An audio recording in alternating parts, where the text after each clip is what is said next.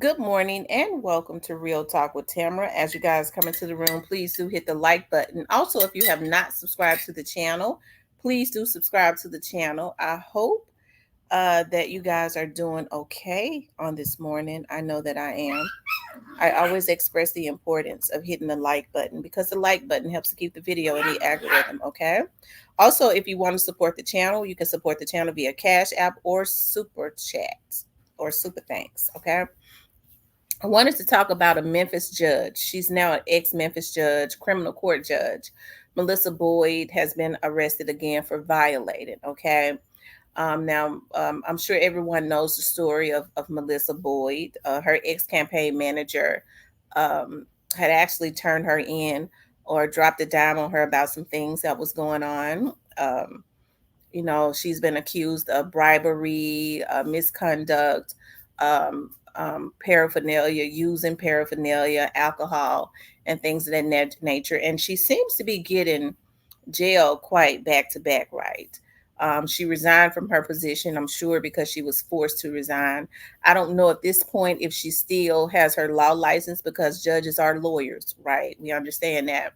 I don't know if she's still allowed to practice or she was just made to step down. I have to check into that. But she's back in trouble again, okay, for messing with the same person. Let's take a look at that. Yeah. Oh. Yeah, I can't stand the commercials, okay?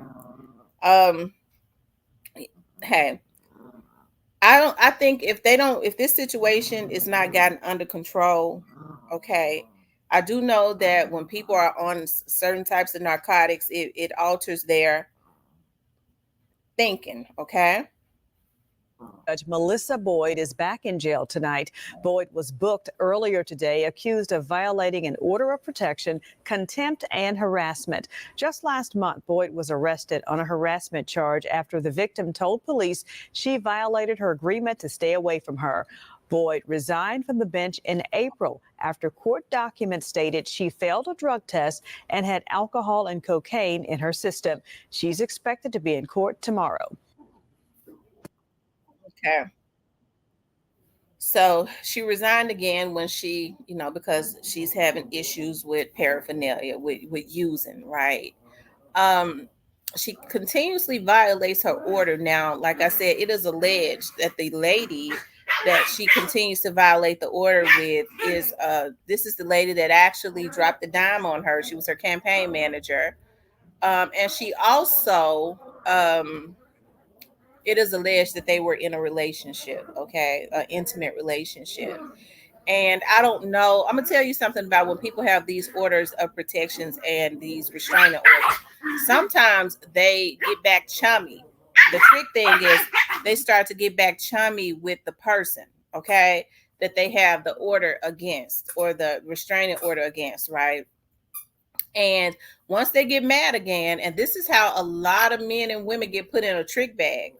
Once they get back together, or I'm not saying that this is what happened, or they get back friendly, and when they get mad at you again, you become aggressive, or any little thing they will call the folks on you, and you're going to go to jail. Okay. Now I look for her affidavit. It's funny because her affidavit is not the one from recently, and it should be. It's not in the system, right? Because I was going to read that affidavit, but it ain't in there as of right now. It's not in the Shelby County system, so I'm sure, I don't know what's going on with it, but it's not there. Okay. And sometimes when they want to hide stuff, they want to help folks out a little bit, they'll kind of spell the name a little different. Okay. But we have ways of checking that too. So, but it's not there. Okay. Unless they put it up under a totally different situation, and they will do that. Okay. But hey, I feel like if this situation is not gotten up under control, it's gonna get bad because it seems like Attorney Boyd, or ex criminal court judge Boyd, is kind of spiraling out of control when people feel like they are losing everything, and especially if they feel like it's obvious if she's still allegedly stalking this person, and Child, and stalking is a serious thing. It seems like stalking is in the atmosphere. Okay. When people stalk you, I think when they start stalking you, first of all, it's some type of mental illness. They've lost some type of control. Okay.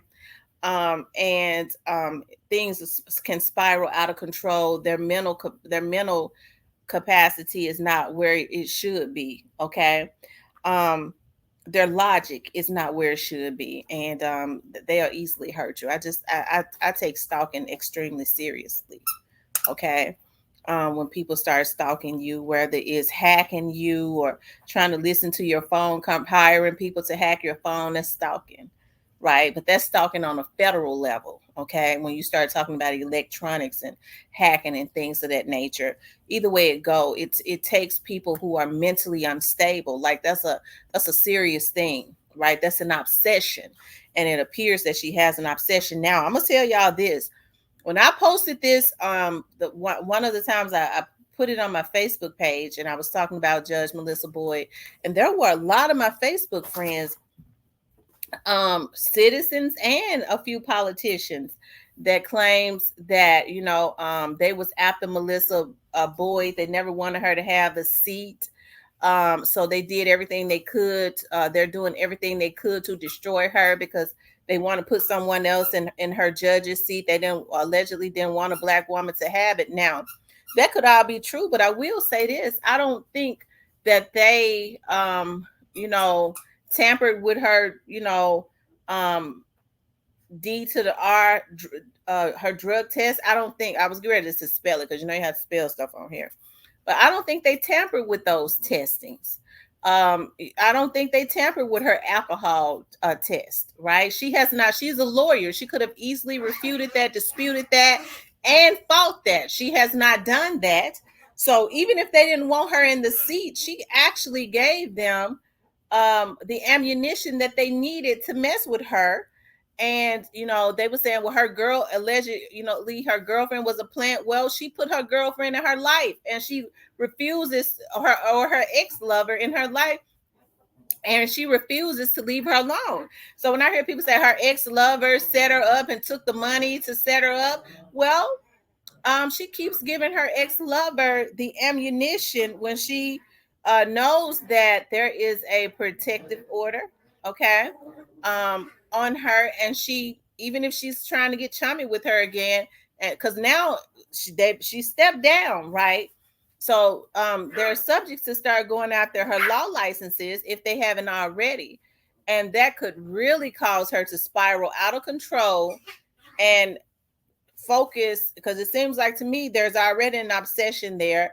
This is the person that she thinks she's in love with, but she has given everything, because I'm hearing that because of her, this lady has a good position somewhere, and if she's working with some folks, they probably help to put her there. Hey, stop, okay, help to continue giving her money, continuously moving up, if that's true, right? But she's consistently giving them the ammunition, and I know when you're on paraphernalia and stuff, that is a sickness, right?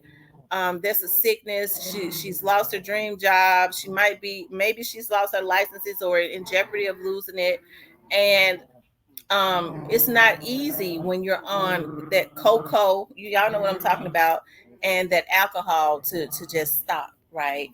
um Hey, I hope Melissa gets her life in order. But you have citizens who around the Memphis area that is very upset about this, saying that she was set up. And I mean, I was just surprised to see a lot of the comments from a whole lot of citizens in Memphis and Shelby County, how they were very supportive of her. I don't know if these were some of the people that because allegedly, the criminal court position, judge position, is one of the most important positions, especially when you're dealing with crimes and things of that nature. And if a criminal court judge is crooked, you mess families over. You can mess over an innocent person just strictly by taking money, and it is alleged that is what she was doing. So I don't know if some of these people that was mad is having issues because they having issues because hey, maybe she took some bribes from them, and now they feel like, when they commit their crimes, they ain't got the hookup no more. I don't know, but being in the position and being what she's accused of, especially with that illness that she has as it relates to being addicted, okay, to what she's addicted to. I don't think that she should hold that position, or anyone else. I don't give a damn what their race is, right? You really have to be stable, right? You don't need any type of narcotics altering you, and especially if it's got you taking bribes and taking money and things of that nature. And now, the very person that made her lose it all, she can't stay away from. And if she don't get herself under control, what's going to happen is she's going to end up taking that lady's life. Okay. um Especially since she's given her everything, and the very person that she's given everything has helped her to lose everything in her mind. And she's listening to people saying that she set her up, or maybe she don't feel like she did. But hey, either way it goes, I hate that for her. Like I said, I hope that she gets herself. I don't know if she was just crooked, because lawyers are questionable. Okay, they know how to flip the truth about 25 different ways. Okay, they fish fillet that truth. Okay, they can skin it every way. Okay, and play with it. And so um hey, so maybe she was already just a crook, or maybe, being on, but she probably, people don't just get on the bench and get on that cocoa. She probably was on that cocoa, and a friend that's and the girl that told on her girlfriend is probably on it too. Okay, because I'm gonna tell you something, folks don't do certain things around people unless, like, and nobody would ever do any type of narcotics around me. You know why? Because I don't do narcotics. Okay, I'm not gonna sit in a room with it. I'd be very uncomfortable. I don't want to be around it. So they're not gonna feel comfortable doing it around me. Okay. Um, they normally do it around liking spirits. Okay, so she probably indulges in it also. So I don't think she got on the bench and started and became addicted, okay, and codependent on those narcotics and alcohol. It's probably, she probably always was for many, many, many years, okay, for many years, okay, and she's around people that are the same way, right? They do the same thing, because oftentimes when people are addicts and they know that you're not an addict, they're gonna peep out, especially if they're a low down mother sucker. They're gonna peep out to see how weak minded you are. They might, so then they might start, showing you, doing it around you. And then if they see how weak your mind is, they might try to get you hooked on it. Just try it one time. But if they know you got a strong personality, you ain't with that, you got a strong mind, they will try and hide it from you, right? They're not going to even feel comfortable to do it around you. They'll hide it. That's why, a lot of people go, that person was on something. Really? Oh my God, I never would have known that. Their behavior was not erratic. Some people's behaviors are erratic. They batshit crazy because they've been on it so long. Their brain fried. Their brain is flat out scrambled eggs. Okay, they got a damn scrambled egg brain. Okay, that's why they act a damn fool. But some people are they know how to function. Are functioning addicts. And it seems like to me, maybe, her started to spiral out of control. She ain't functioning, because you can be on it so long, it starts to fry that brain. And so, lawyers, that's a hustle too. They don't make as much money as you would think they do. But when she got on that bench, I think she was making 17,000 a month. So she's making 17,000 a month. I'm sure she wasn't making that as a lawyer. So that's a lot of money coming in. Okay, 17,000 or more a month. And so she was able to start getting more. And I'm sure that brain, that you start getting more and more, that brain starts scrambling. Them drug boys coming in there, you bribing them, okay, because she's been a criminal judge, so she's probably represented a lot of these folks and have relationships with them, so she know how to go ahead and hook that up and get money up under the table. Her girlfriend told everything, right? So anyway, so she needed to be gone from that if that was going on, and it probably was, right?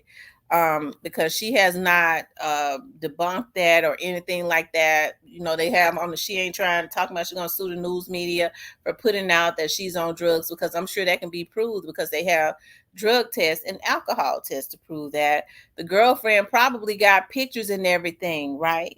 You know, when people want to set you up, they start, I don't care, you could be sleeping with the enemy for years, they start collecting evidence, especially, you know, when they're crafty like that. When especially when they're crafty and they are opportunists, okay? But she can't leave this woman alone. And like I said, you know, if with things spiraling out of control, if she don't get herself under control, it's gonna be a DOA. When they, one of them times they come to the scene, it's gonna be a DOA. Okay, it's gonna be a 187. Okay, if that she don't hurt, if she don't get herself under control. But anyways, you guys, I want you guys to please like, share, and subscribe. If you would like to support the channel, you can support the channel via Cash App. That's $ Real Talk with Tamara. A super thanks. Speak with you later.